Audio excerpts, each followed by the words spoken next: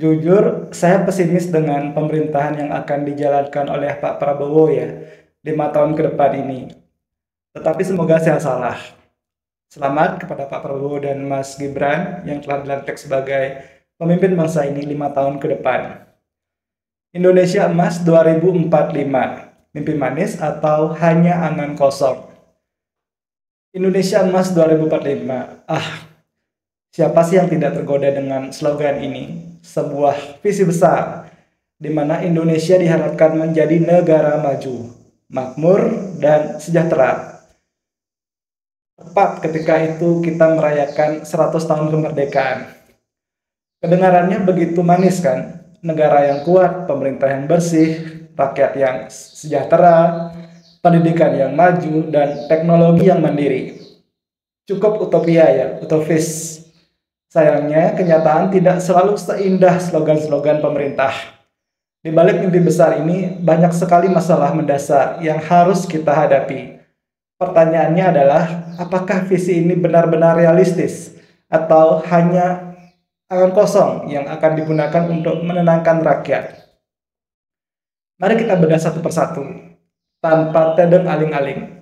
Tantangan besar yang sepertinya diabaikan oleh para penggagas visi Indonesia Emas 2045 ini. Oke, kita mulai dengan yang paling menyakitkan, yaitu korupsi.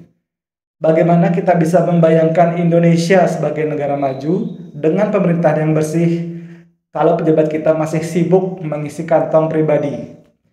Korupsi sudah seperti racun yang menggerogoti sistem birokrasi dari akar hingga pucuk. Bayangkan berapa banyak uang negara yang seharusnya bisa digunakan untuk pembangunan infrastruktur, pendidikan, atau kesehatan, tapi malah hilang entah kemana, atau mungkin masuk ke rekening di negara-negara surga pajak di luar negeri. Lucunya ya, setiap kali ada pejabat yang tertangkap tangan, kita masih terkejut, seolah-olah ini adalah sesuatu yang baru. Padahal kasus korupsi di Indonesia sudah seperti sinetron ya, panjang tanpa akhir.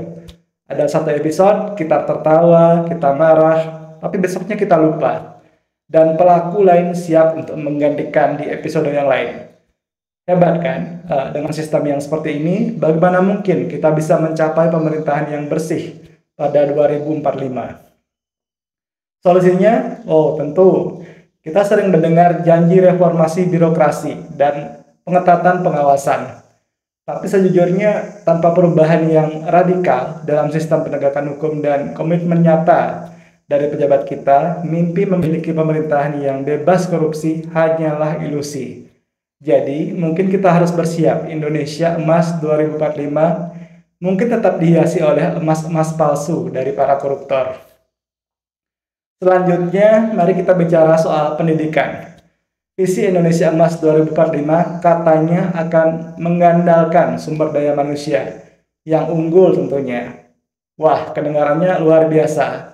Tapi tunggu dulu, realitasnya bagaimana?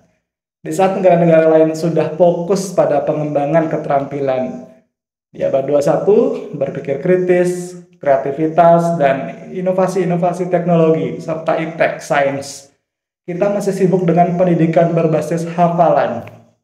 Coba kita lihat lebih dalam. Banyak sekolah di daerah-daerah yang bahkan tidak punya fasilitas memadai. Gedungnya nyaris ambruk, fasilitas IT tidak ada, dan guru-guru tidak terlatih untuk menghadapi perkembangan zaman. Kalau seperti ini, bagaimana kita bisa berharap memiliki generasi yang mampu bersaing di tingkat global? Anak-anak di daerah terpencil masih harus berjuang untuk sekedar mendapatkan pendidikan dasar. Di sisi lain, mereka yang beruntung bisa bersekolah di kota-kota besar hanya dilatih untuk lulus ujian nasional, bukan untuk berpikir kritis atau kreatif. Jadi, apakah kita benar-benar sedang mempersiapkan generasi emas? Atau kita hanya mencetak manusia-manusia yang siap menjadi pekerja murah di pasar global? Kita butuh perubahan ya tentu saja. Perubahan yang besar-besaran dalam sistem pendidikan. Tidak hanya sekedar kurikulum, tapi juga inovasi serius dalam pelatihan guru, infrastruktur pendidikan, dan akses teknologi.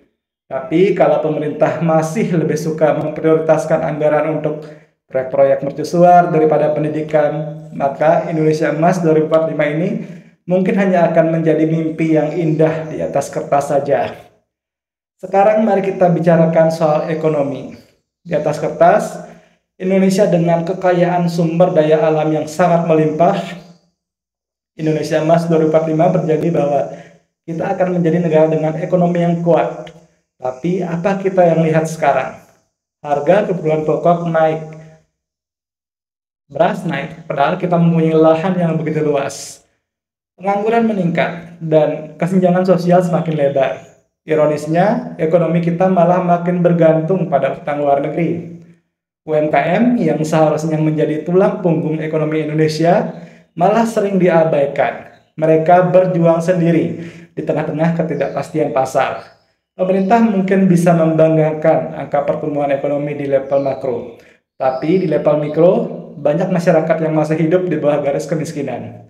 Kita sering mendengar bahwa Indonesia akan menjadi kekuatan ekonomi global. Tapi bagaimana bisa kalau investasi dalam industri dan teknologi masih sangat minim? Bagaimana kita bisa memajukan ekonomi kalau kebijakan-kebijakan justru semakin menekan rakyat kecil dan memperkaya oligarki? Mungkin perlu diingat bahwa visi ekonomi yang kuat tidak akan terwujud kalau kita masih sibuk menambah utang dan menghadapi ketidakadilan ekonomi yang merajalela. Indonesia Emas 2045 mungkin lebih realistis jika disebut Indonesia Utang 2045. Sorry ya. Nah, bicara soal tantangan global, ini juga menarik. Visi ini seakan tidak memperhitungkan ancaman nyata dari luar. Perubahan iklim, ketidakpastian geopolitik, dan krisis global. Pandemi COVID-19 adalah contohnya. Peringatan keras, kita melihat bagaimana krisis global bisa menghancurkan ekonomi dan sistem kesehatan kita dalam sekejap. Apakah kita sudah benar-benar siap menghadapi krisis lain yang mungkin akan datang? Indonesia masih sangat bergantung pada impor bahan pokok, impor energi, dan impor teknologi.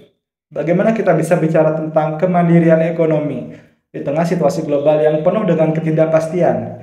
Apakah kita bisa memiliki sistem pertanian yang kuat, sumber daya energi yang mandiri, atau kebijakan yang bisa menghadapi guncangan global?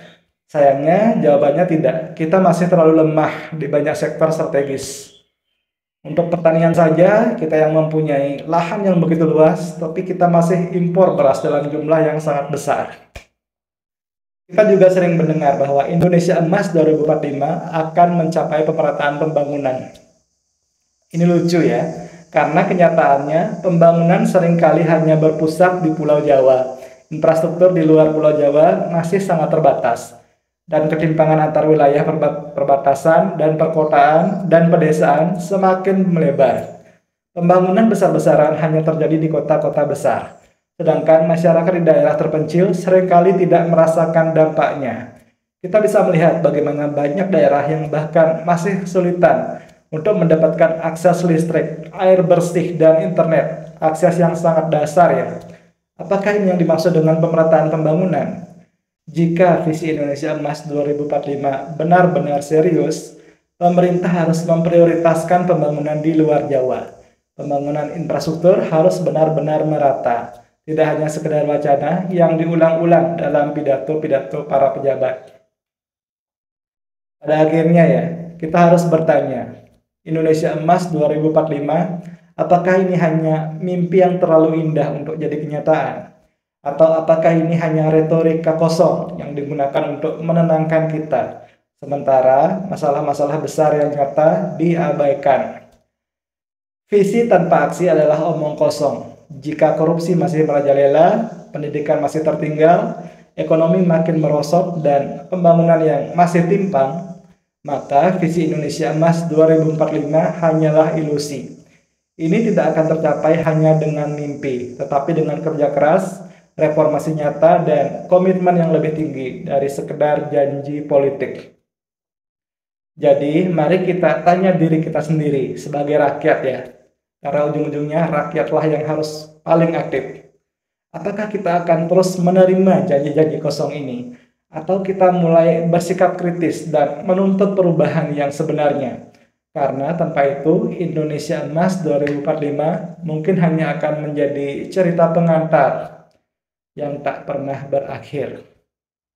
Sampai jumpa di episode selanjutnya.